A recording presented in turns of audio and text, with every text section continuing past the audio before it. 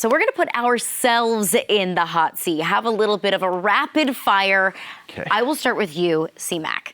Defensive Player of the Year, your prediction. Okay, I went with Jalen Carter, the defensive tackle from the Philadelphia Eagles. And it just kind of feels like we were talking about the other day basketball teams where no one's here, but someone's got to score 20 points a game, yeah. Right? And that's kind of how I feel about Jalen Carter and the Eagles defense and the Eagles defensive line. Are they going to be a team that puts up, an 80-sack season or close to 80 sacks like they have from the past couple of years? Probably not. But when you look at just the talent that he has to work with, I really think that he could come out and say, all right, I'm Superman this year. I'm going to put everything on my back. We're going to go out. We're going to get, 15 sacks, 15 tackles for loss. And I think if he can do that, the talent's in him. He just kind of needs to get past the rookie wall he hit last year because he was in basically the front runner for Defensive Rookie of the Year until he just stopped playing well towards the back half of the season, which caused Will Anderson to kind of get in there.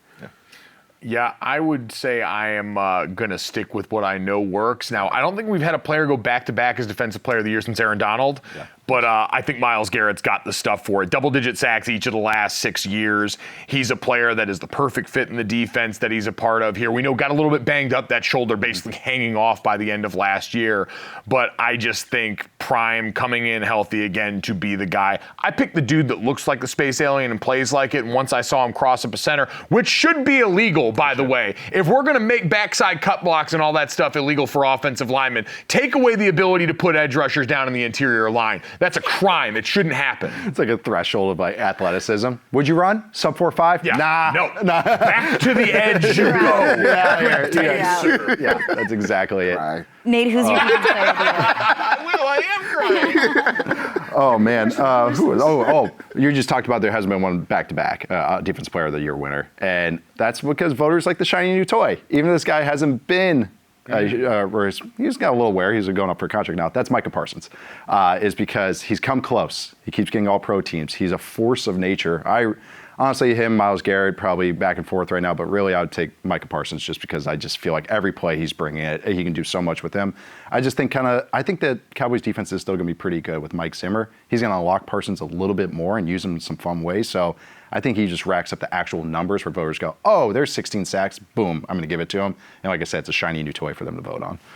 I went with what I thought was going to be obvious, but clearly looking at everybody else's choices, it wasn't. I went with TJ Watt. Right. Like, if you give me the gaudiest defensive numbers in the NFL last year, the leading sacker in the league last year, I will take him to do that again. Thank you very much. Let's look on the offensive side of the ball, but focus in on some rookies. Nate, your Offensive Rookie of the Year. I can't give it to J.C. Latham, I'm sorry. So I just went with the obvious pick with Marvin Harrison Jr. Beefy guys. Yeah, I know. Need the recognition. For the record, too. when we said most impactful rookie, the defensive lineman, the offensive lineman went with the skill guys, and I went with the trench player. So the former quarterback.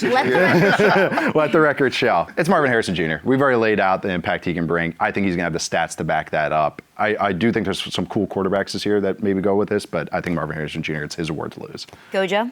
I would agree. Yeah, you heard me wax poetic about it before. And to Nate's point, the quarterbacks had the leg up because you get to touch the ball every play. And for Jaden Daniels, who's going to be playing behind an offensive line that might not afford him the most protection, I'd imagine, hey, yeah, you've got Terry McLaurin out there, you've got some receivers to work with, but his legs are going to be the break in case of emergency that, like it was tantalizing for Heisman voters, I'd imagine will also be tantalizing for people looking for an Offensive Rookie of the Year. But I still think, like Nate said, and I know you guys are healthy on it, a healthy offense with a player of that caliber that's already trending in the right direction seems like a good bet for a guy that's going to have a big year. I'm going to go with the quarterback that was taken first overall.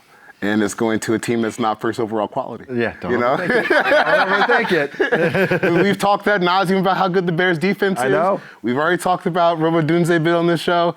We've talked about Caleb Williams. I feel like, one, people are already inclined to vote for a quarterback to win this award. Some competition has been knocked out the race with J.J. McCarthy being out for the whole year. I don't think the situations of J.J. or Jaden Daniels or Drake May are really threatening what this Bears team has put together. So if you can see the flashes that we've already seen this preseason versus real NFL teams, plus the Bears going to run, they make the playoffs, I don't really see how anyone else gets in there. As we know, Chicago sports fans won't go nuts at all. Right. It's a quiet fan base. Measured. very measured. They don't get too high, too low, always even keeled. So if he has a good season, we're not going to hear anything very about demure, it. very mindful. Yes. Very mindful. Yes. I'm tripling down on Marvin Harrison Jr., though, which is wild that there were 6 quarterbacks taken in the first round, and 3 of us are going with the receiver. I just think that Arizona's offense will be much better this season. Kyler's healthy. Yeah. It's year 2 in this coaching staff, but I think Marvin Harrison Jr. is going to get a big portion of the credit for the offensive improvements this year. So give me Maserati Marv to win the Offensive Rookie of the Year. MVP. CMac, who's your MVP pick? Chiefs 15.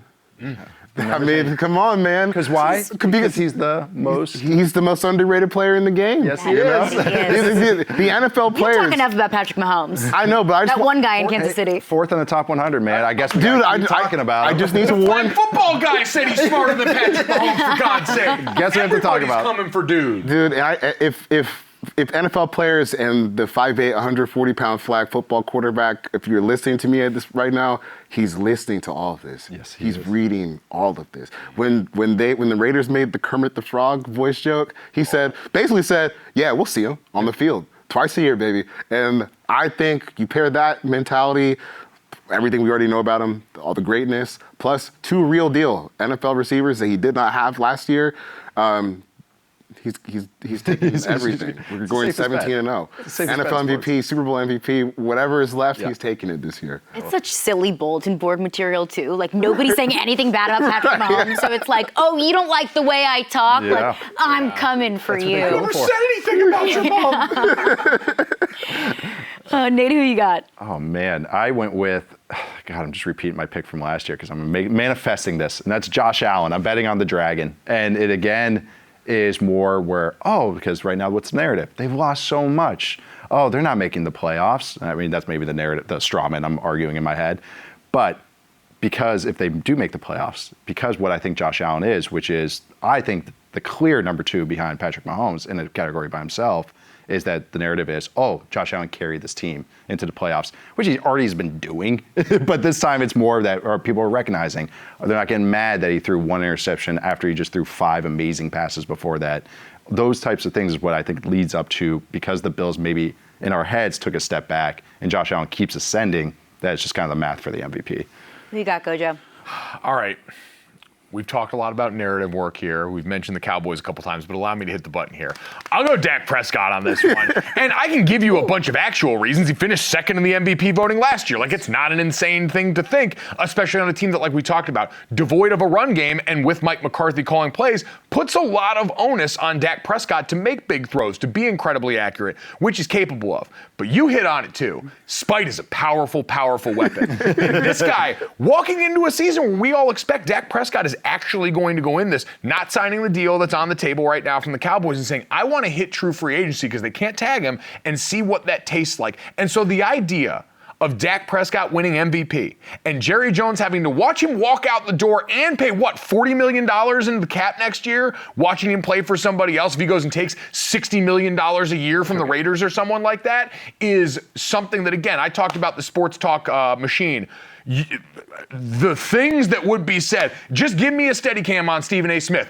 All 24 hours of the day if we get that. That's all I want in this life. Just one eyebrow raised, looking at you like, boy, what in the world are you? Just him cackling in his living room. I love Gojo's whole thing on the show is just like, let's build this clean path for me for the next year for our show content. Exactly. You talk about manifesting. Yeah, manifesting. Easy Monday mornings coming off NFL weekends. Holy crap, the Cowboys have to take Shadur now? Oh my God.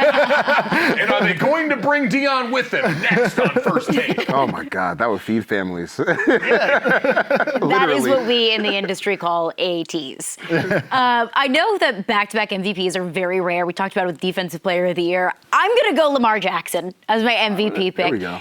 If the Ravens can win that division, which we can all agree that's the toughest division in the NFL, it's a freaking gauntlet in that division. If the Ravens can win that division, it will be because of Lamar Jackson, because of all of the changes that they've gone through defensively and also some pieces that they lost offensively. It will be Lamar Jackson's team. So if you win the most difficult division in football, which could be enough to secure the number 1 seed in the AFC, I think he has a very strong case to be back-to-back MVP.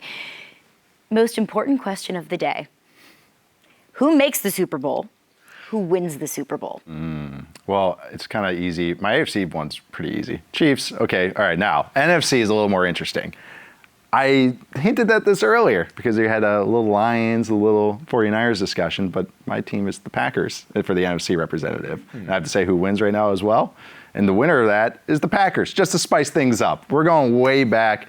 We're going 1968, the AFL NFL championship for this. And we're just going to have, I think, a really good game between these two teams. But I just think this is the Jordan Love year.